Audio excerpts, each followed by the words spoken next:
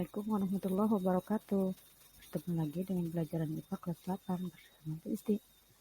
Oke, sebelum kita mulai pembelajaran, kita baca basmalah dulu ya. Bismillahirrahmanirrahim. Pelajaran kita hari ini adalah sistem rangka pada manusia. Apa itu rangka? Kita pelajari lebih lanjut ya. Apakah rangka itu? Rangka merupakan organ penegak tubuh kita dan juga membentuk tubuh kita. Dan yang lebih penting adalah rangka merupakan organ yang membantu tubuh kita bergerak. Secara umum, fungsi tulang atau rangka adalah pelindung bagian dalam tubuh, contohnya jantung, paru-paru, hati, dan lain-lain. Ya. Yang kedua, sebagai sistem alat gerak. Tangan, kaki, ya, bagian kepala bisa bergerak. Juga itu karena ada fungsi dari rangka. Kemudian yang ketiga adalah tempat melekatnya otot. Yang keempat, penegak tubuh. Dan yang kelima adalah memberi bentuk tubuh. Makanya ada yang gemuk, ada yang kurus, ada yang tinggi, ada yang pendek, dan lain sebagainya. Lanjut. Rangka dibagi menjadi dua. Ya. Ada rangka luar atau eksternal dan ada rangka dalam atau internal. Rangka luar biasanya dimiliki oleh hewan, contohnya kura-kura.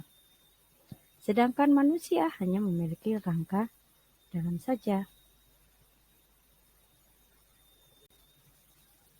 Alat gerak pada tubuh kita ada dua, yaitu ada alat gerak aktif dan ada alat gerak pasif. Alat gerak aktif yaitu organ yang berperan lebih aktif dalam proses bergerak. Hal ini diperankan oleh otot.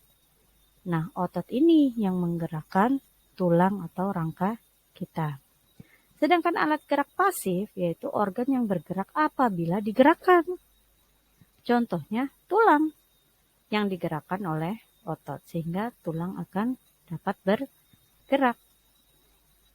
Namun, tulang atau rangka dan otot ini saling bekerja sama. Artinya, otot tidak akan bisa bergerak tanpa adanya tulang. Demikian juga tulang tidak akan bergerak tanpa otot menggerakkan. Jadi saling mempengaruhi dua-duanya ya. Rangka yang biasa kita kenal dengan tulang itu memiliki dua jenis, yaitu ada tulang keras dan ada tulang lunak atau yang dikenal dengan tulang rawan. Apa itu keduanya? Kita lihat. Tulang keras merupakan rangka atau tulang yang tersusun atas zat kapur dan fosfor, sehingga struktur tulangnya itu keras, makanya disebut dengan tulang keras. Sementara tulang lunak atau tulang rawan disebut juga dengan kartilago, yaitu merupakan tulang atau rangka yang tersusun atas sel-sel yang lentur dan lunak. Tulang rawan ini biasanya terdapat di ujung-ujung tulang keras. Ya, kalau kalian makan paha ayam itu biasanya ujungnya ada yang bisa dimakan krek-krek gitu. Ya, nah itu yang disebut dengan tulang rawan. Ada juga dia adalah penyusun organ hidung, itu tulang rawan. Kemudian juga penyusun organ telinga juga merupakan tulang rawan. Nah, perhatikan susunan rangka pada manusia berikut. Ada tulang tengkorak ya, yang menyusun kepala dari mulai kepala belakang sampai ke muka kita ya. Kemudian ada tulang selangka. Ini bagian pundak kita, tulang selangka. Kemudian ke belakangnya masih di pundak kita ada tulang belikat atau yang biasa orang mengenalnya kalau di daerah Serang itu cecentong katanya ya. Kemudian ada tulang lengan atas atau humerus. Nih, kemudian ada tulang rusuk yang ada di dada kita. Kemudian ada tulang dada yang di tengah ya. Kalau di samping-sampingnya tulang rusuk, yang tengahnya itu adalah tulang dada. Kemudian ada tulang pengupil. Jadi di lengan bagian bawah ini ada tulang pengupil dan ada tulang hasta, ya. Ada radius dan ulna. Kemudian ada tulang punggung atau vertebra atau yang disebut dengan ruas-ruas tulang belakang. Kemudian ada tulang pergelangan tangan atau karpal. Kemudian tulang telapak tangan disebut metakarpal dan tulang jari-jari atau ruas-ruas jari disebut dengan falang. Kemudian tulang pinggul, ya. Kemudian ada tulang paha, femur, tulang betis disebut dengan fibula. Kemudian ada tulang kering disebut dengan tibia. Kemudian ada tulang lutut, patella. Kemudian ada tulang ruas jari-jari kaki, falang, dan seterusnya. Ya, kalian bisa lihat sendiri. Ini adalah susunan rangka pada tubuh kita, manusia. Ya. Nah, sekarang kita lihat bagian-bagian tulang. Dalam tulang kita itu ada apa saja sih? Yang pertama ada tulang spons. Kemudian ada tulang kompak. Kemudian ada pembuluh darahnya. Kemudian ada sumsum putih, sumsum tulang putih. Dan ada periosteum. Kita lihat satu-satu ya. Periosteum adalah membran yang menempel kuat pada tulang. Berfungsi untuk pertumbuhan dan perbaikan tulang. Di dalam periosteum terdapat pembuluh darah yang berfungsi membawa makanan ke dalam tulang. Kemudian ada tulang kompak atau tulang keras, adalah lapisan tulang yang keras dan kuat mengandung sel-sel tulang. Pembuluh darah, serabut, elastis, zat kapur dan fosfor di dalamnya. Zat kapur dan fosfor untuk mempertahankan tulang agar tetap keras. Sedangkan serabut elastis untuk menjaga tulang agar tetap kuat. Kemudian ada tulang spons.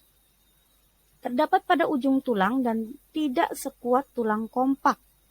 Di dalam tulang spons terdapat jaringan berlemak yang disebut dengan sumsum. Sumsum merah berada pada ujung tulang spons. Sumsum kuning berada di tengah-tengah tulang spons. Sumsum merah ini berfungsi untuk menghasilkan sel darah merah. Ya, kalian perhatikan bagian-bagian di dalam tulang. Kemudian kita lihat bentuk tulang yang ada di tubuh kita itu ada berapa sih? Ya, ada 4 ya. Yang pertama ada tulang panjang. Contohnya tulang lengan, baik itu lengan atas, lengan bawah, ya. Ada juga tulang paha, itu merupakan bentuknya yaitu tulang panjang.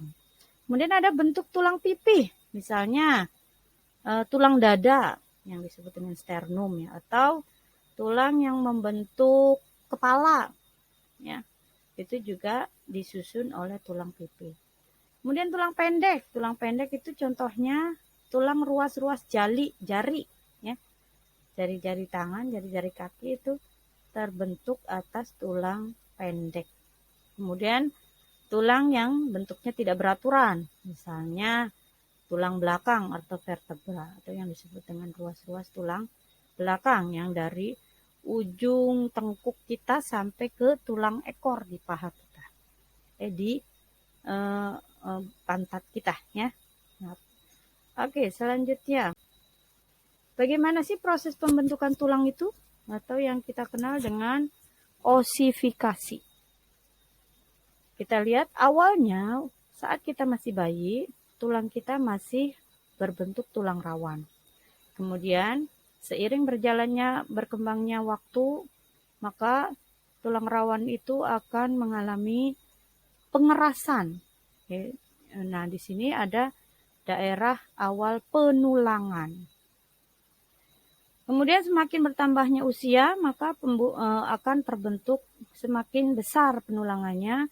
Kemudian adanya pembuluh darah, kemudian tumbuhnya tulang kompak, kemudian tulang spons, dan seterusnya sampai akhirnya menjadi besar dan panjang. Ya, ini adalah proses osifikasi. Selain mengalami osifikasi, tulang juga mengalami penggabungan atau fusi. Ketika baru lahir, Jumlah tulang manusia itu ada 270 tulang.